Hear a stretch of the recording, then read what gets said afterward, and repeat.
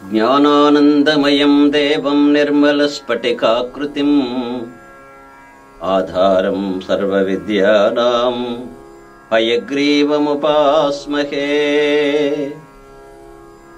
ఓం అస్మద్గురుభ్యో నమః. శ్రీమతే రామానుజాయ నమః. భగవద్ రామానుజ చరిత్ర మనం చెప్పుకుంటున్నాం. రామానుజుల వారు అవతరించి ఇప్పటికి 1000 సంవత్సరాలయ్యింది.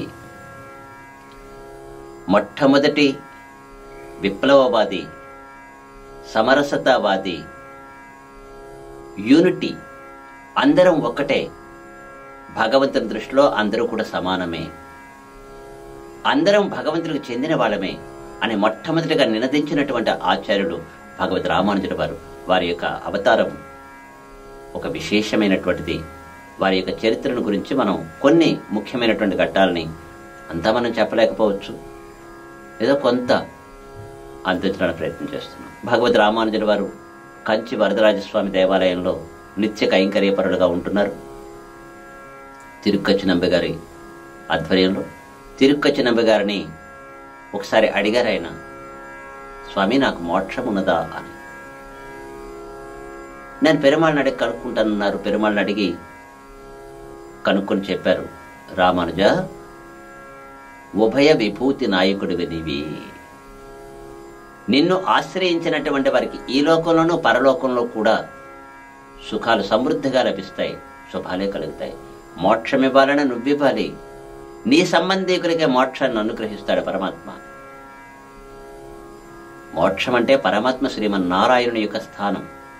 శ్రీమన్నారాయణుడి యొక్క స్థానం ఎలా లభిస్తుంది? నారాయణుడి యొక్క అనుగ్రహంతోనే లభిస్తుంది. మనం సంపాదించేది కాదది. ఆయన ఇవ్వాలనుకుంటే ఇవ్వాలి. అంతకు తప్ప ఆయన స్థానంలోకి మనమేదో తపస్సు చేసి, యజ్ఞములు చేసి, లేకపోతే నేనని అహంకరించి విద్య ద్వారా, ఇలాంటి వాటి ద్వారా కాదు. కేవలం భగవంతుడి యొక్క అనుగ్రహంతో మాత్రమే లభిస్తుంది. భగవంతుడి అనుగ్రహం ఎలా లభిస్తుంది అంటే ఆయన యొక్క సంబంధం, పరమాత్మ యొక్క సంబంధం ఆదిశేషునిది. ఆదిశేషుని యొక్క అంశావతారం రామానుజుడు. రామానుజుల వారి సంబంధంతోనే మోక్షం రావాలి. అంచేత నీ యొక్క సంబంధంతోనే మోక్షం వస్తుందయ్యా చెప్పారు ఆయన. సరే, వీరిని రామానుజుల వారిని జగదాచార్యుడిగా చూస్తున్నారు తిరుక్కచ్చి నంబి గారు. కాంచీపూర్ణుడు వారి పేరు. 2 పేర్లు వాడుతుంటామండి. ఇలాగా అంటారు, అలాగా అంటారు. అందుకనే 2 పేర్లు చెప్తున్నాను, మనకు కన్ఫ్యూజన్ కాకుండా ఉండడం కోసం. రామానుజుల వారు తిరుక్కచ్చి నంబి గారిని గురువుగా స్వీకరిస్తే కాంచీపూర్ణులు అది తిరుక్కచ్చి నంబి గారు రామానుజుల వారిని జగదాచార్యులుగా చూస్తున్నారు.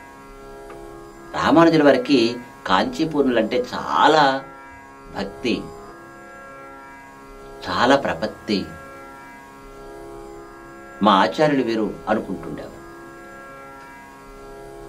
కంచి వరదరాజస్వామి దేవాలయానికి ప్రాకారం ఉంది. ఆ ప్రాకారం అవతల వైపు, అటువైపు రామానుజుల వారు ఉన్నారు, ఇటువైపు కాంచీపూర్ణులు ఉన్నారు. సరే, ఒకరోజు కాంచీపూర్ణుల వారిని తదీయారాధనకి రమ్మని పిలిచారు. రామానుజుల వారు కాంచీపూర్ణుల వారిని, స్వామి మా ఇంట్లో, అదే మా కుటీరంలో, ఇల్లు అని అనరు వైష్ణవులు ఎప్పుడు కూడా, మా కుటీరం అని అంటారు. మాది ఒక చిన్న ఇల్లు. గురువులదైతే ఆచార్యుల తిరు స్థలం, అదే భవనం అని అంటారు. ఇది ఆచార్యుల భవనం అని అంటారు. అది భవనంగా చూస్తారు, కానీ తమది మాత్రం చిన్న కుటీరం అని అనుకుంటారు. స్వామి మా కుటీరంలో ప్రసాదం స్వీకరించరా ఒకసారి? అయ్యో రామానుజ, దానికేం భాగ్యం, అలాగే వస్తాను అన్నారు. కానీ కాంచీపూర్ణులు ఆలోచించారు. జగదాచార్యులు భగవద్ రామానుజుడు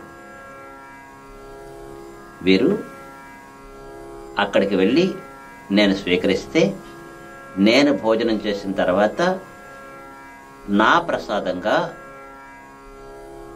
అంటే గురువు యొక్క ఉచ్చిష్టాన్ని శిష్యుడు ప్రసాదంగా అలా స్వీకరిద్దామని అనుకుంటున్నారు ఈయన. అది ఎలా? ఆయన జగదాచార్యుడు. నేను తెలిసి నేనెలా ఇస్తాను అనుకున్నారు ఆయన. సరే, దీనికి ఒక ఉపాయం చేద్దాం అనుకున్నారు. రామానుజుల వారు పిలిచారు, వస్తానన్నారు. ఈయన వస్తానని అనాలి. వెళ్ళారు, కానీ చాటుగా దాక్కున్నారు. రామానుజులు చూశారు, ఎప్పటికీ రారే ఈయన, సరే పిలుచుకొచ్చేద్దాం అని ఆయన బయలుదేరారు. ఈయన చాటుగా ఉన్నారు కదా, ఇంక అనిపించలే. ఆయన అటు వెళ్ళనిచ్చి లోపలికి వచ్చారు. అమ్మా, నాకు ఆకలిగా ఉంది, తొందరగా ప్రసాదం పెట్టేస్తారా అడిగారు. ఓ అలాగే అన్నారు రామానుజుల వారి సతీమణి. చక్కగా ఆకు వేసి అన్నం పెట్టేశారు. తిరుమల నంబి గారు, కాంచీపూర్ణ వారు చక్కగా ఆ ప్రసాదాన్ని స్వీకరించారు. భోజనం అయిపోయిన తర్వాత లేచి ఆ ఆకుని తీసుకువెళ్ళి ఆ ప్రక్కనే ఉన్న పెంట కుప్ప మీద పడేశారు, చెత్త కుప్పలో.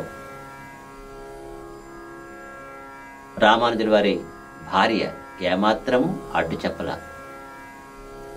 వచ్చిన తర్వాత ఆ శుద్ధి చేశారు, అక్కడ నీళ్లు చల్లి శుభ్రం చేసి అదంతా తుడిచేసి వెళ్ళిపోయారు. రామానుజుల వారి భార్య వారికి పెట్టగా మిగిలినటువంటి ప్రసాదం ఉంది కదా, అన్నం. మరి శూద్రులు లేకపోతే తనకన్నా తక్కువ కులం వారికి అన్నం పెట్టినట్లయితే ఆ మిగిలినటువంటి అన్నం ఉచ్చిష్టం కింద లెక్క కనుక అది ఒకవేళ దాని నుంచి తీసి పెట్టినా ఉచ్చిష్టమనే భావిస్తారు కొంతమంది. ఇది బ్రాహ్మణ వర్గాల్లో కొద్దిగా అతి ఆచారం అంటారు. కనుక అది తీసుకెళ్ళి అది కూడా పారేసి ఆ శుభ్రంగా కుండది కడిగేసి మొత్తం అంతా తోమేసి అది ఒక చోట పెట్టి ఆమె కూడా స్నానం చేసి, ఎందుకంటే మళ్ళీ మైలు పడిపోయాం కదా, వంట చేయాలంటే మళ్ళీ స్నానం చేసుకోవాలి. మళ్ళీ వెళ్ళి చక్కగా పొయ్యి మీద వంట చేసి వంట పెట్టేశారు ఆవిడ. రామానుజుల వారు వచ్చారు. వచ్చేటప్పటికి అంతా ఏదో తేడాగా కనిపిస్తుంది. శుభ్రంగా ఇక్కడ శుభ్రం చేసినట్టుగా కనిపిస్తుంది, ఆవిడ స్నానం చేసుకున్నట్టుగా కనిపిస్తుంది, వంట చేస్తుంది. తిరుక్కచ్చి నంబి గారు వచ్చారా అడిగారు రామానుజుల వారు. వచ్చారండి, మీరు ఇటు వెళ్ళారు, ఆయన వచ్చారండి. అయ్యయ్యో, మరి వారికి ప్రసాదం పెట్టానండి, వారు శుభ్రంగా భోజనం చేశారు, వెళ్ళిపోయారండి. వారే ఆకు తీసేశారు, అవతల పడేశారు, శుభ్రం చేసేశారు. వారు మిగిలిన అన్నం అది పారిపోసానండి, మరి వారు తిన్న తర్వాత మిగతాది మనం తినకూడదు కదా, అదే పారేశానండి, శుభ్రం కడిగేసి పెట్టేశానండి.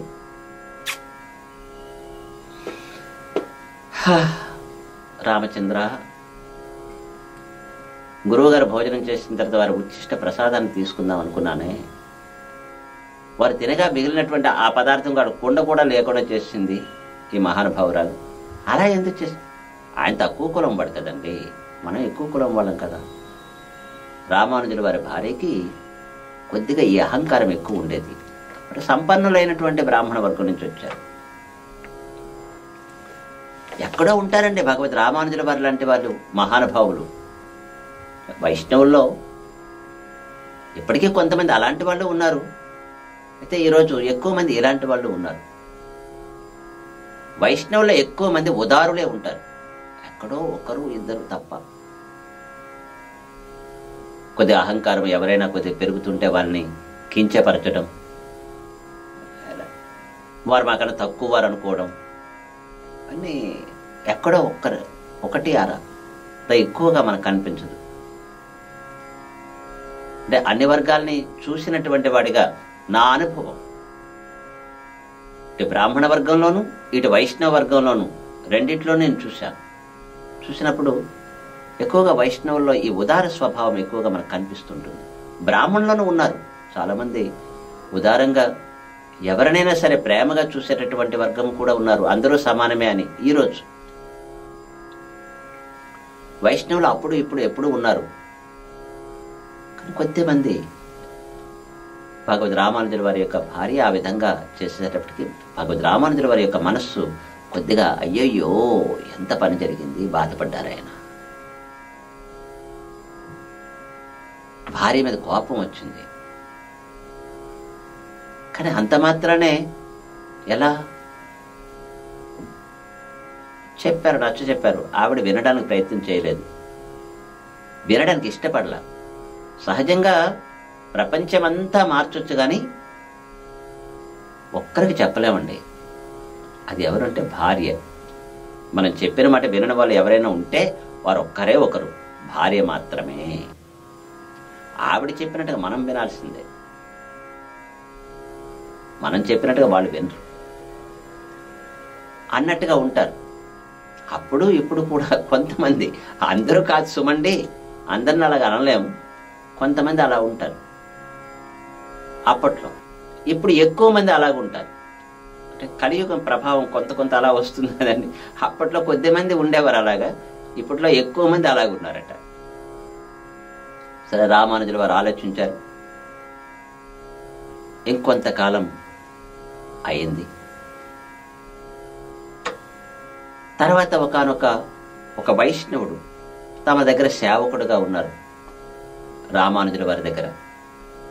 ఆయన నిరంతరం వచ్చి రామానుజుల వారి దగ్గర సేవ చేసుకుంటూ, వీరు ఏదైనా చెబితే వింటూ, దానిని ఆకలింపు చేసుకుంటూ,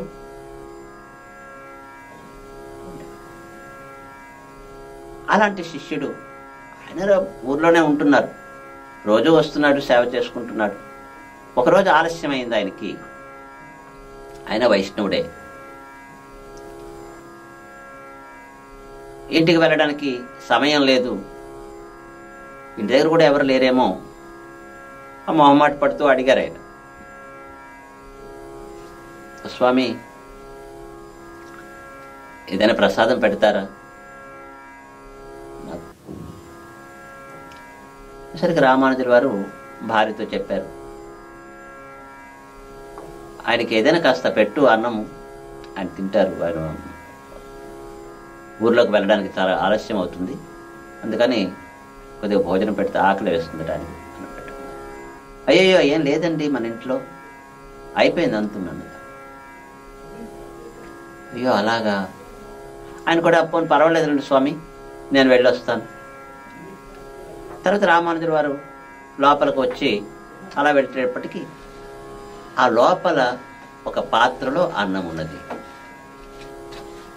రామానుజుల వారు ఆశ్చర్యపోయారు, ఏమో అన్నం ఉంది కదా, అన్నీ ఉన్నాయి కదా, మరి ఆయనకి ఎందుకు పెట్టలేదు? ఇప్పుడు ఆయనకి అన్నం పెట్టామనుకోండి, మడి కట్టుకొని అన్నం పెట్టాలి, పెట్టిన తర్వాత మళ్ళీ నేను స్నానం చేయాలి, ఇవన్నీ ఎవరు చేస్తారు ఈ చాకరీ? అంత అవసరమా? ఆయన ఏదో చూసుకుంటాడో పోతాడు. రామానుజుల వారు బాధ అనిపించింది. ఆకలి అని అడిగినటువంటి వారికి అన్నము ఉండి కూడా లేదని చెప్పడం ఎంతవరకు ధర్మం, ఎంత దుర్మార్గము! లేదని చెప్పేసింది ఇవిడ. మనస్సు బాధ వేసింది. మొదటిసారి జరిగింది అక్కడ. కులము తక్కువ కనుక ఆయనకి పెట్టిన తర్వాత ఆ ఉండే అన్నం మనం తినకూడదని పారిపోసింది. ఒక తప్పు. అక్కడ జ్ఞానాన్ని ప్రధానంగా చూడకుండా కులాన్ని ప్రధానంగా చూసింది ఇవిడ.